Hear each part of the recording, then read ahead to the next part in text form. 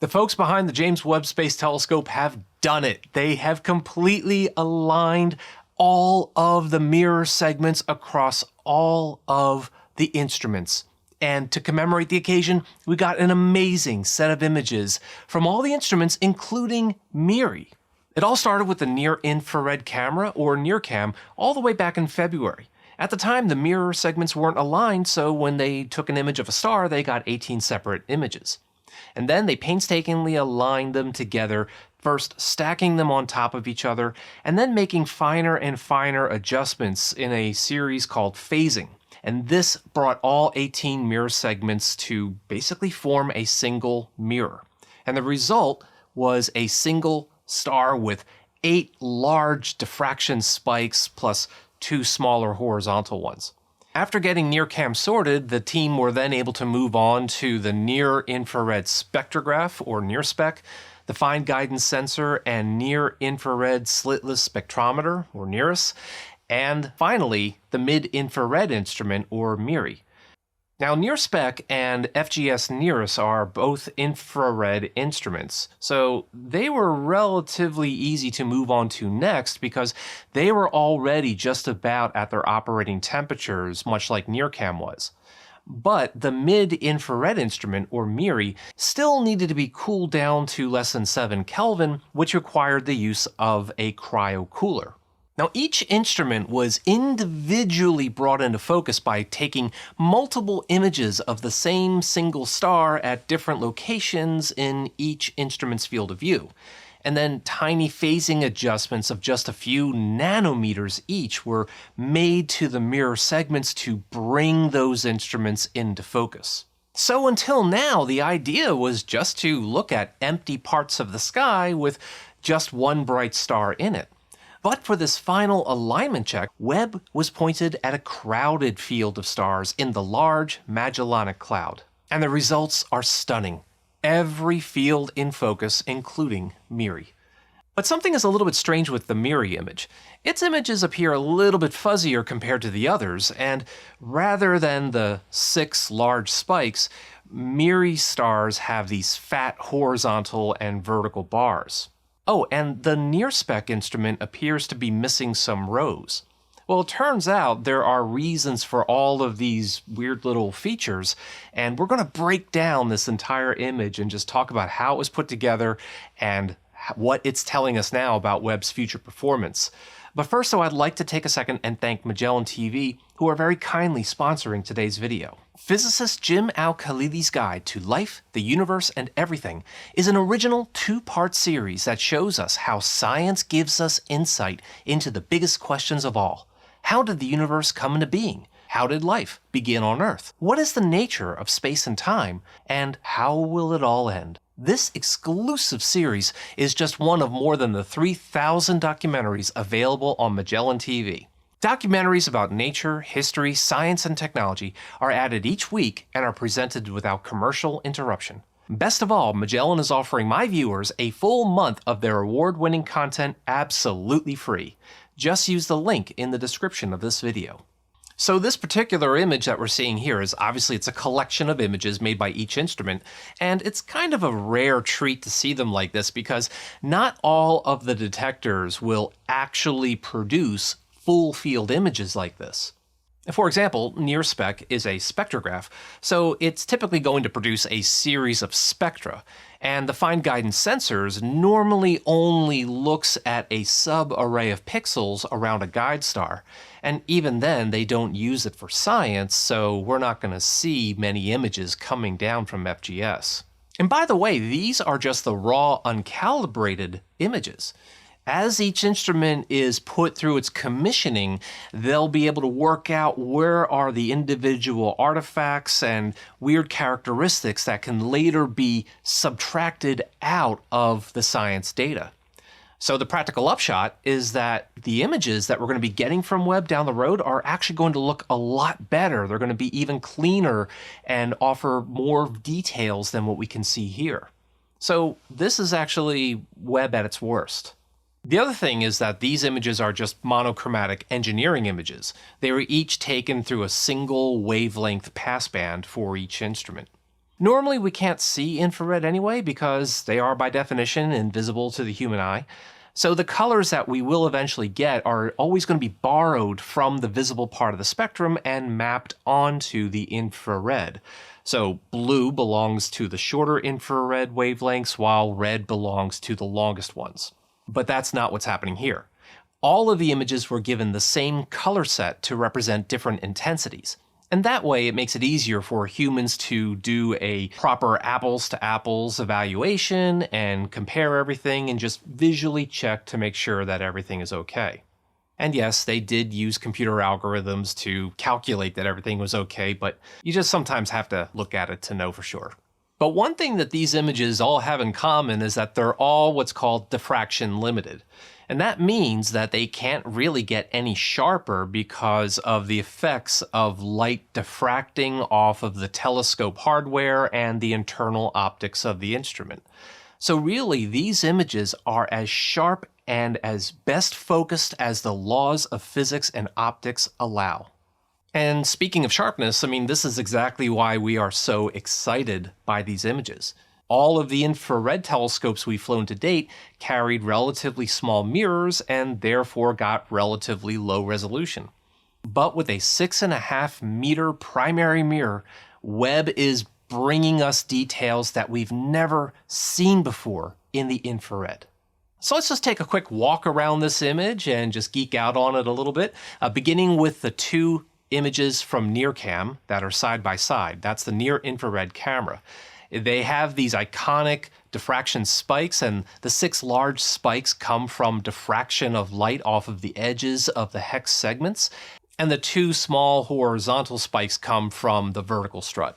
Spikes like these are really easy to produce when Webb is looking at a bright star. In practice, though, Webb is really not going to be looking at bright stars very often, so we're not likely to see these cropping up too much, at least not as spectacularly as we see here. Now, NIRCam was the first instrument to have its field aligned, and I talked more about that in a previous video, so feel free to check that out to see how that works.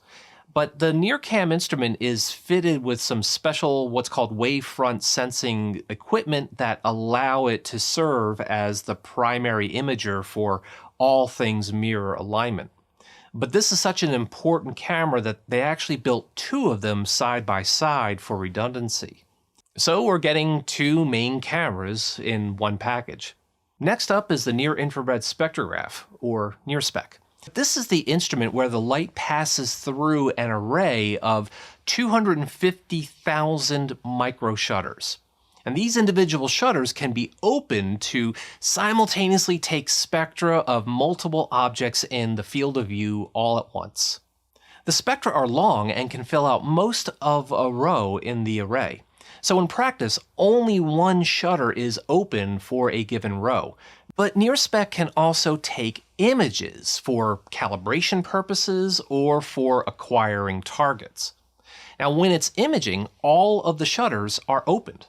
Well, almost all of them. If you look closer at the NIRSpec image, you'll see some dark rows and columns. It turns out that about 14% of the shutters are not operational. This is something that's been known about for a long time, and ideally the shutters all would have been repaired or replaced before launch.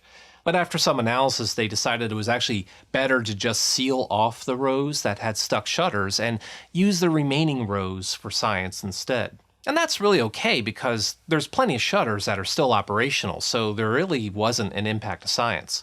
Obviously, it's possible that some additional shutters could fail in the years to come. If a shutter fails to open, it's actually not that bad of a problem because there's still a couple of 100,000 operational shutters left.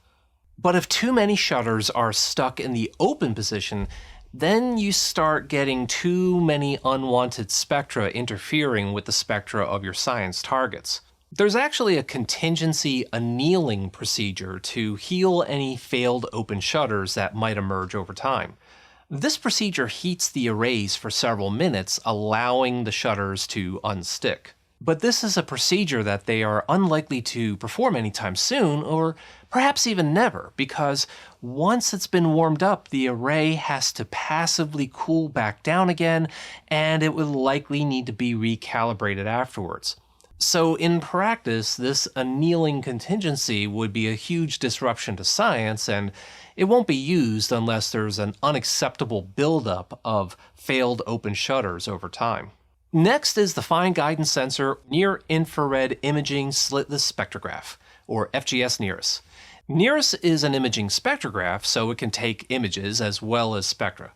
As an imager, it's going to primarily be used to operate in parallel with the near-infrared camera, so that allows Webb to do a little bit more science on extended fields. It's also capable of obtaining a spectrum of everything in its field of view. Only there are no microshutters in NIRISS, so you're going to get a spectrum of every single point, and you're probably going to have some occasional overlap. But this is a really good way of doing a spectroscopic survey of a cluster of stars and maybe finding something interesting that you didn't know was there before. The Fine Guidance Sensor are a pair of cameras that's really just reserved for guiding only. They typically won't take full-frame images like you see here because what they do instead is they look at individual guide stars that have been pre-selected ahead of time. They read out the star's position about once per second, and that information gets fed into Webb's guidance loop. Webb is then able to make real-time adjustments to its pointing to make sure that the stars stay locked in FGS's field of view, and therefore the science target stays locked in the instrument's field of view.